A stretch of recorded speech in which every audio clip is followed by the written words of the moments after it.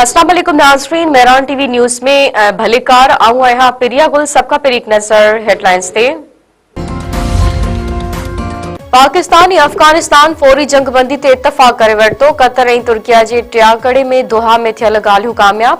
धुरियुनि में ईंदड़ कुझु ॾींहं दौरान वधीक मुलाक़ातनि ऐं जंगबंदी जो तसलसल बरक़रार ते बि इतफ़ाक़। पाकिस्तान जे आला सतही वफ़द जी क़यादत दिफ़ा वारे वज़ीर ख़्वाजा आसिफ कई। कतर जी परॾी वज़ारत जो चवणु आहे त जंगबंदी सभिनी मुल्कनि विच में सरहदी चिकताण ख़त्म थींदी ऐं खिते में पायदार अमन जे क़याम खे मज़बूत बुनियाद फ़राहम थींदो। वज़ीर आज़म शहबाज शरीफ़ जी पार्टी सरबराह नवाज़ शरीफ़ सां मुलाक़ात। ॿिन्हिनि अॻवाननि में जाती उमराह में थियल मुलाक़ात में मुल्क जी मजमूई सियासी सूरतहाल ते ॻाल्हि ॿोल। वज़ीर आज़म शहबाज चयो आहे त पाकिस्तान काफ़ी अरसे खां सरहद पार दहशतगर्दी खे मुंहुं ॾेई रहियो आहे। अफ़गान अख़्तियारनि खे दहशतगर्द नेटवर्क ख़िलाफ़ असराइता क़दम खणणा पवंदा। सरहदी इलाइक़नि में दहशतगर्दनि तंज़ीमनि ख़िलाफ़ सख़्त क़दम खणण जी ज़रूरत आहे। नवाज़ लीग सरबराह नवाज़ शरीफ़ चयो आहे त पाकिस्तान असांजी रेड लाइन आहे, कंहिंखे बि मेरी अख सां ॾिसण न ॾींदासीं। क़ौम जा पुट पंहिंजी जान जी परवाह करण खां सवाइ वतन जी हिफ़ाज़त करे रहिया आहिनि। पाकिस्तान पहिरियों हाइपर स्पेक्ट्रल सैटेलाइट लॉन्च करे छॾियो। पहिरीं खाते जे तर्जुमान चयो आहे त हाइपर स्पेक्ट्रल सैटेलाइट चीन जे सैटेलाइट मर्कज़ तां ख़ला में मोकिलियो वियो आहे। हाइपर स्पेक्ट्रल सैटेलाइट जी मदद सां माहौलियाती तब्दीली, कुदरती आफ़तनि, ज़रई ऐं शहरी आबादी बाबति बरवक़्त मालूमाती मदद मिलंदी। वरी वज़ीर इसहाक़ डार पारां चीन ऐं पाकिस्तान जे साइंसदाननि खे मुबारकबाद पेश।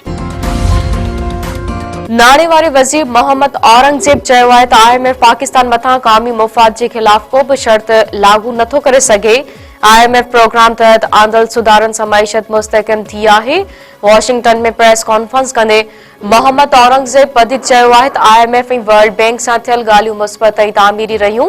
स्टाफ लेवल ॻाल्हियुनि में टैक्स सुधारनि ऐं मईशत जी बहितरी ते ॻाल्हि ॿोल थी। IMF खां 31 दिसंबर ताईं $1 करोड़ 20 लख जी किस्त मिलण जी उमीद आहे।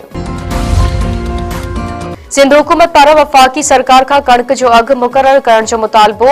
ज़राअत वारे वज़ीर मोहम्मद बख्श महर चयो आहे त IMF जे शर्तनि सबबि सूबाई हुकूमतूं कणक जी इमदादी क़ीमत मुक़ररु नथियूं करे सघनि। अघु मुक़ररु न थियण सबबि सिंध जा हारी मुश्किलातनि जो शिकार आहिनि। पिन बयान में ज़राअत वारे सूबाई वज़ीर वधीक चयो आहे त वफ़ाक़ी हुकूमत कणक जे घटि में घटि इमदादी क़ीमत $4,200 फ़ी मण मुक़ररु करे। पीपल्स पार्टी जे सेंट्रल एग्ज़ीक्यूटिव कमेटी बि कणक जी इमदादी क़ीमत मुक़ररु करण जो मुतालबो करे चुकी आहे। नओं देरो वेझो बिरादरी तकरार तां अधु रोड शख़्स गोलियूं हणी क़तल। पुट मरणी ॻोठ वाहिद बख़्श आगाणी में हथियारबंदनि अली हसन आगाणी खे क़तल करे छॾियो।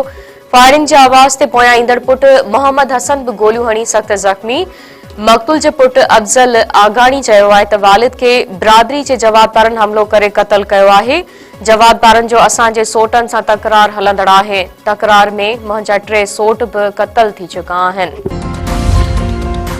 खोड़ा वेझो गुम थियल 2 नींगरनि जा पाणी जे तलाउ मां लाश हथ। ॻोठ लाल बख़्श भट्टी वासी ॿारड़नि रहमान ऐं मुज़मिल भट्टी जा लाश मिलिया। वारसनि मौजूब ॿारड़ा गुज़िरियल ॾींहुं गुम थिया हुआ। ॻोल्हा बाद लाश मिलिया। सिंध यूनिवर्सिटी में दाख़िला लाइ ॿिए मरहले जी एंट्री टेस्ट। मुख़्तलिफ़ ज़िलनि जा 11,000 उम्मीदवार शरीक। सिक्योरिटी इंतज़ाम सख़्त। वाइस चांसलर डॉक्टर फतेह मरी पारां टेस्ट मर्कज़ जो दौरो, इंतज़ामनि जो जाइज़ो। VC डॉक्टर फतेह मरी चयो आहे त ॿिनि मरहलनि जी टेस्ट में मजमूई तौर 22,000 खां वधीक उम्मीदवारनि हिसो वरितो। ख़ुशी आहे त सिंध जे नौजवाननि ऐं संदनि वालिदैन जो मादरे इल्मी ते मुकमल एतमाद आहे। सारियुनि जे अघ में लात ऐं कटौती ख़िलाफ़ जमायत इस्लामी जा मुख़्तलिफ़ शहरनि में एहतजाजी मुज़ाहिरा। लाड़काने दादू ऐं कंबर में जमायत इस्लामी कारकुन रोडनि ते निकिरी आया। कश्मीर ऐं नसीराबाद में बि रैलियूं कढी मुज़ाहिरा। एहतजाजनि में आबादकार ऐं शहरी बि शरीक। अॻवाननि चयो आहे त सिंध अंदरि सारियुनि जे अघ में घटाई आबादकारनि सां ज़ुल्म आहे।